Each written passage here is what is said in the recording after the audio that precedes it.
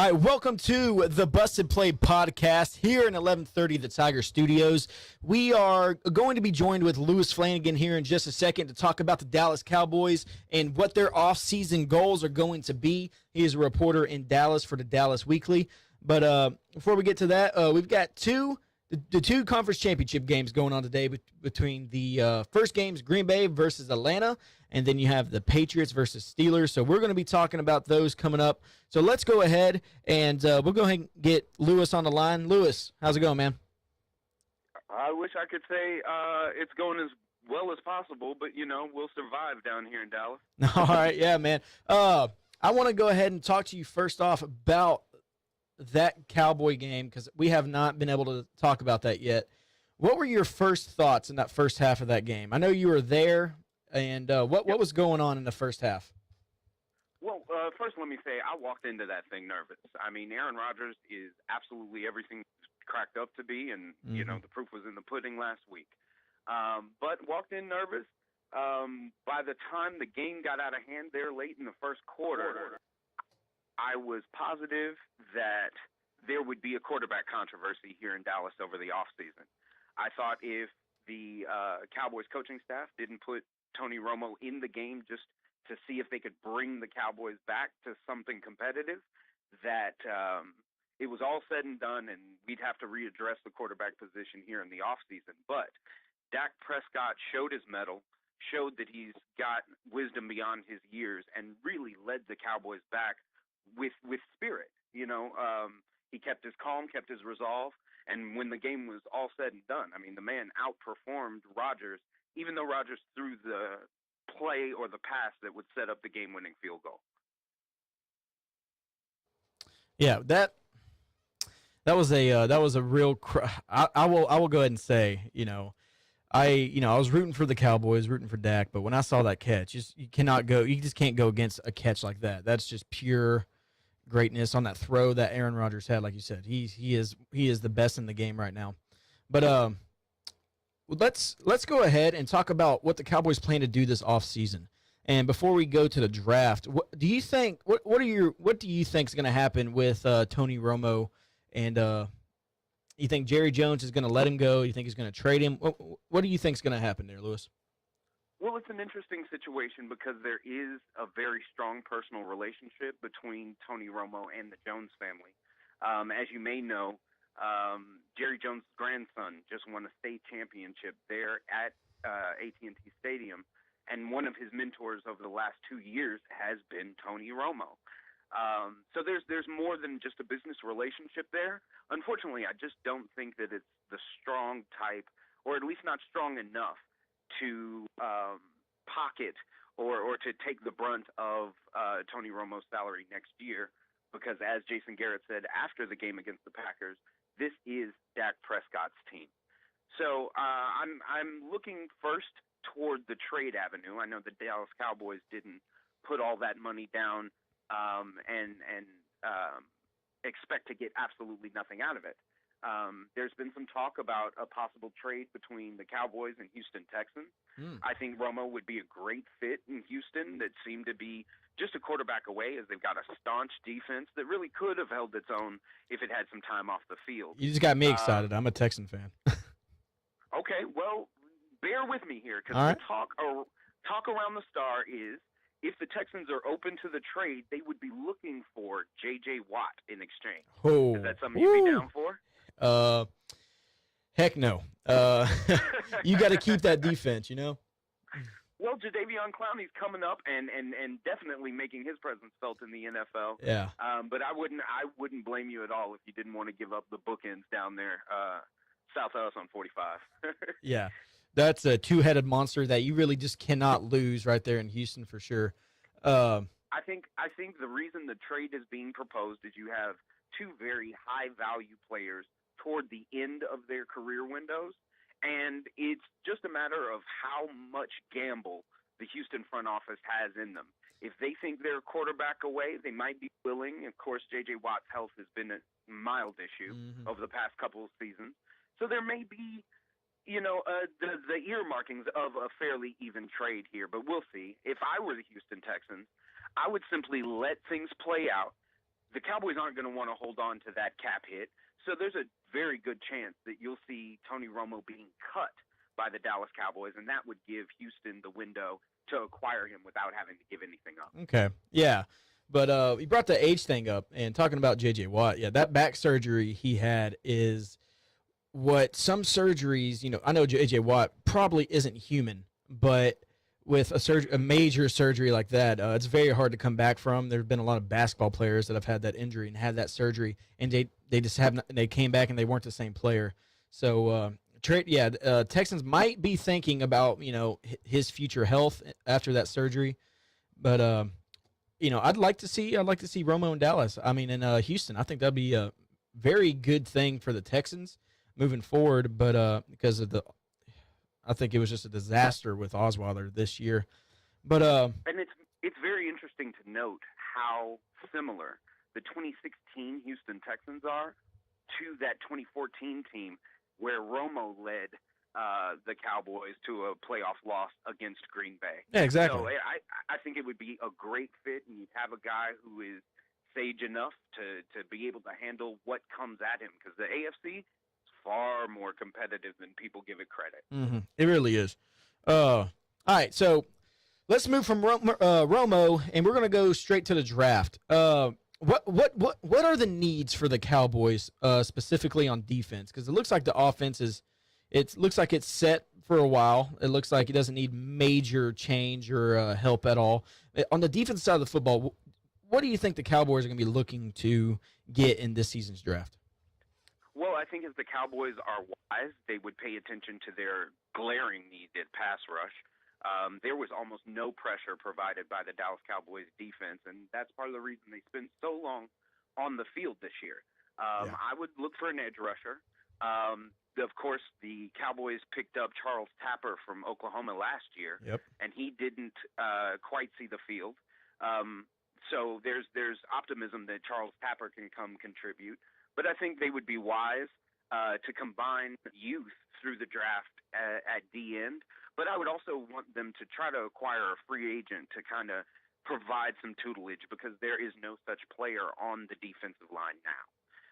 Immediately behind the pass rush, specifically edge rushing, I would want to see them take some time to figure out what they're going to do with their safeties. The Cowboys kind of have an embarrassment of riches at the safety position. Of course, Byron Jones and Barry Church are your starters. But immediately behind them, you have J.J. Wilcox, who has had a better year than in years past. But I really don't think of him as much of a safety. He's a very aggressive hitter and tackler. I don't know that he provides you much in the way of coverage. And then you've got Jeff Heath, who hasn't seen as much playing time as he possibly could, but I think he's got the higher upside. So it'll be interesting to see if they're willing to add youth at that position to usher JJ and maybe even Jeff Heath out of the way. But I don't think those would be the draft picks that would turn into starters. So outside of the pass rush, I think they need one more significant outside linebacker, somebody who could really go and cover a tight end in space, maybe even pick up a receiver, a slot receiver if necessary. But those would be my top two. You just got to get them needs for the Dallas Cowboys in the offseason. You got to get an edge rusher, and you got to bolster that linebacking core. Yeah, that's one thing I really noticed against the Packers was Aaron Rodgers had so much time, and the Packers really don't have an amazing offensive line. And, the receivers just had so much time to get open. I heard things about the cornerbacks weren't doing their job. But if you give a quarterback enough time and receivers enough time to break out of the routes, it's easy to get open if you have enough time. So yeah, I really agree with that pass rushing opinion right there. Okay, what about this? Do you think the Cowboys would consider trading up to try to get maybe Miles Jack or maybe even Jonathan Allen out of Alabama? Well, that would be an interesting thing. Miles Jack, of course, was the pick that everyone coveted last year. Unfortunately, he went very early on, definitely before the Cowboys were. Oh, I'm sorry, not Miles Jack, Myles Garrett from A&M. My bad. That would be different. I would be surprised if Myles Garrett, as talented as he is, if if he makes it out of the top 10, things may get interesting. Yeah. But I don't think the Cowboys believe themselves to be in a position to give away players to make the trade up. But that would be a godsend. Yes. Now, I'm sorry. I'm just forgetting. After Garrett, who was the other one you were talking about? Jonathan Allen from Bama. I think Jonathan Allen could really, really fit well in this defense. However, I'm tempted, and I'm sure the Dallas Cowboys front office is equally tempted, to take a look at what they've got first and not make any aggressive moves that could cost them in the future in the name of acquiring that player. Like if he had some NFL experience, or if he was just the Jadeveon Clowney of his class, which I think Garrett really is, then I would be right there saying, no, the Cowboys should give up whatever they need to give up, provided it makes sense and isn't part of that offensive core. But given where they sit right now, it'd be nice. I just don't think they'll get there. Okay. See, yeah, that's just things pop in my mind. I figured if I would think Myles Garrett on any team. I think any team he goes to, he will be a godsend. Like if he gets drafted by the Browns and if they pass over to Deshaun Watson, I think right there is going to help them tremendously in the next couple of years on the defensive side of the football. I got to agree with you. I think the Browns could stand to undo the mistakes of the past and kind of look away from the quarterback position for a while. It would be different if that would change the culture of the franchise, but they've got too many other problems to think that a single defensive player would change their outlook. Oh, yeah, for sure. But I'm sitting there, I'm thinking that it would definitely help a couple of their problems on defense for sure if they could. I feel like, Cleveland's such a small market town. No one in the NFL really wants to go there. But it's just, it's not basketball where it's really attractive now. They don't have a LeBron James there. But maybe if this Myles Garrett or if they pick up a big free agent and they won't have another big-time player besides Joe Hayden and maybe RG3 if you consider him a big player still to attract players to come play. Mm-hmm. I couldn't agree with you more.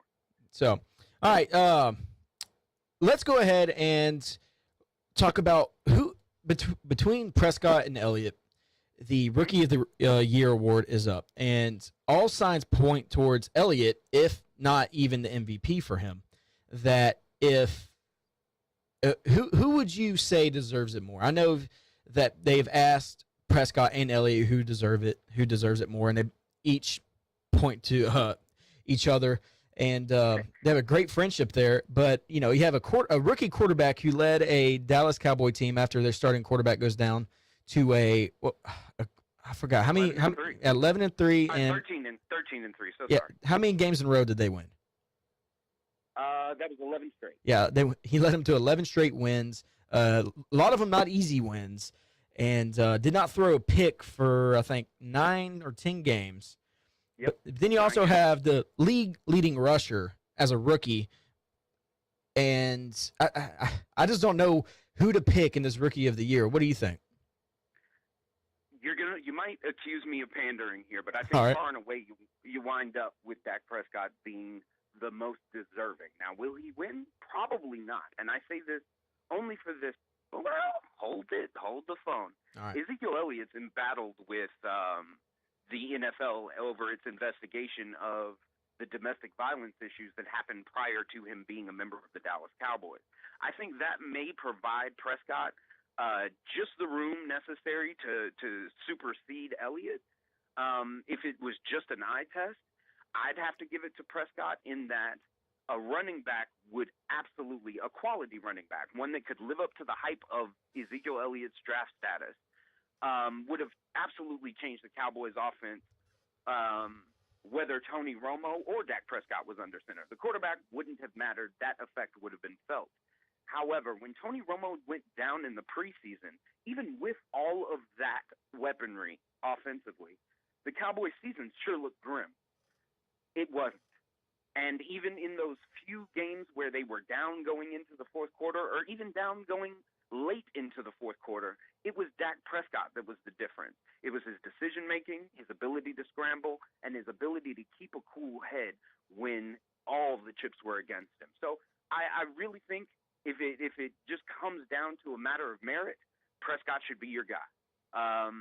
but I cannot deny the ease and the feeling of wholeness that you get in the Cowboys offense from having a very capable back in the backfield, and I think Ezekiel Elliott is just that. Yeah. Well, local folks listening to this, me and Lewis are both agreeing that Haughton Buccaneer, our local kid, Dak Prescott, we think he deserves the Rookie of the Year award in the NFL, leading the Cowboys to a 13-3 record and a historic season, if you ask me, even in the Cowboys organization, because a rookie quarterback and a rookie running back up for an MVP award and the leading rusher in the league. This was a very historic season for the Cowboys. But before we start talking about this week's games, did you hear what Stephen A. said about the Cowboys season? And we all know Stephen A. Smith is a Cowboy hater, and I will say I do not like Stephen A. Smith. I have not liked him at all. I stopped watching First Take after Skip Bayless left. So what do you think of Stephen A. Smith calling the Cowboys season what was the exact words? I want to say a catastrophic failure because they lost to the Packers in the division round.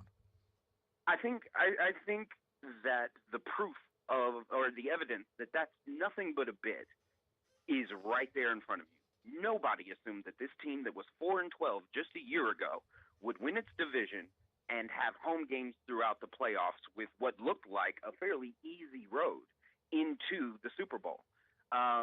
For that reason, I'm inclined to file Stephen A.'s rubbish where it goes.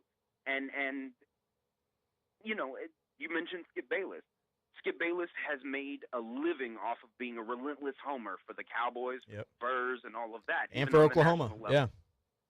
I think that Stephen A. is a victim of what so many people across the country are victims of, and that is my team is terrible. So I'm going to focus my attention on the season to hating the team that everyone likes. So I wouldn't put any stock in it. I mean, we know what he is as an analyst.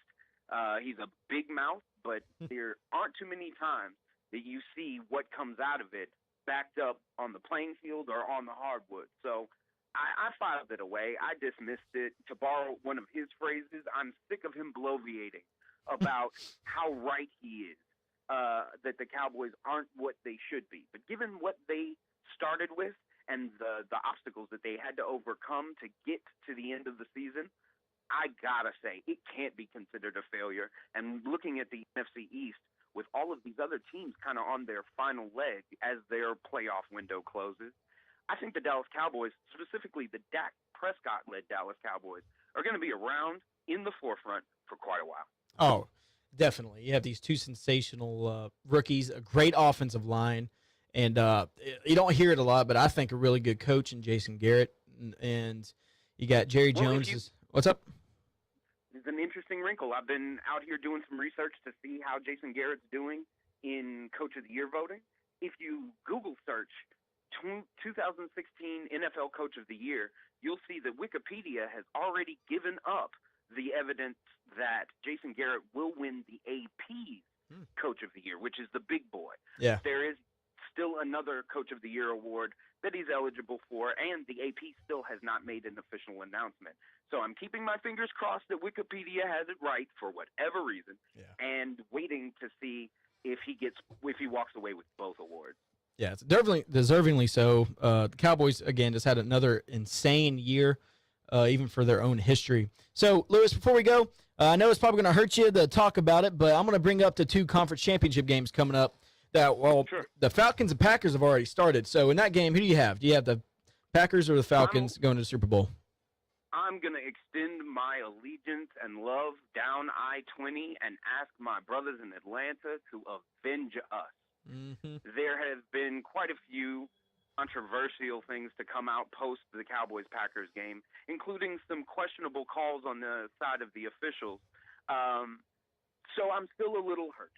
Yeah. I do not have much interest in watching those games, although I definitely care about the Super Bowl matchup when it's all said and done. So I've got my fingers crossed for the Dirty Birds. It's time for the Chiefs to go back to Wisconsin. I'd love to see either of those teams face the Steelers rather than the Patriots, We already have a narrative for Tom Brady. I think he can stand to lose this game without tarnishing his image. Whereas that combination of Bell, of Roethlisberger, and my man Snapchat, or Facebook Live, I should say. Yeah, AB. Absolutely. Antonio Brown, I think that core needs their moment. Otherwise, they really get folded into, well, the Steelers are always good. This is not the Hines Ward team. This is not a defensive-led team. This is a three-headed monster that can go up and down the field with anybody, and I'd love to see them try it against Atlanta. Yeah, and I'm going with you. I'm definitely rooting for the Falcons in this one, and I'm taking the Falcons just because I feel like they're just so much more. The Packers are just so injury-ridden. They're really just riding on Aaron Rodgers and hoping that everyone else can at least do their job while they're injured. So yeah, I'm taking the Falcons, but I'm with you with the Steelers. You know, this is the first playoff run that Big Ben, Antonio Brown, and Le'Veon Bell have been together on. And just imagine if the Steelers don't get it this year. Imagine next year when they have Martavis Bryant back. So, my goodness. So yeah, that's scary to think about.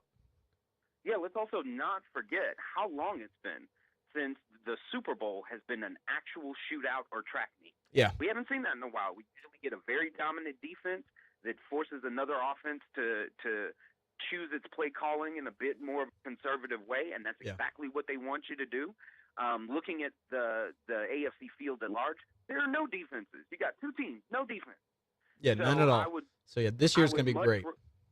I'd much rather see a track meet. I want to see Matt Ryan throw for 1,000,000 yards and give Roethlisberger something to play with. But until we know who's going to the Super Bowl, I got my fingers crossed for Atlanta, and I'm hoping that Tomlin can put icing on the cake and throw it in Terry Bradshaw's face that they'll be at Super Bowl 50. Yeah, as well. And also Terry Bradshaw is also from Shreveport as well, where we're from. Yes, so sir. we got some great quarterbacks coming out of Shreveport. I don't know what's in the water, but I just know I didn't get it. But all right, this is Lewis Flanagan joining with us, sports writer for the Dallas Weekly. Man, I really appreciate you joining us again, and looking forward to doing it soon. Absolutely, man. Anytime you need, and you know it always goes down when I'm on the air with DM. All right, man. Appreciate it. You have a good one. Have a good one, man.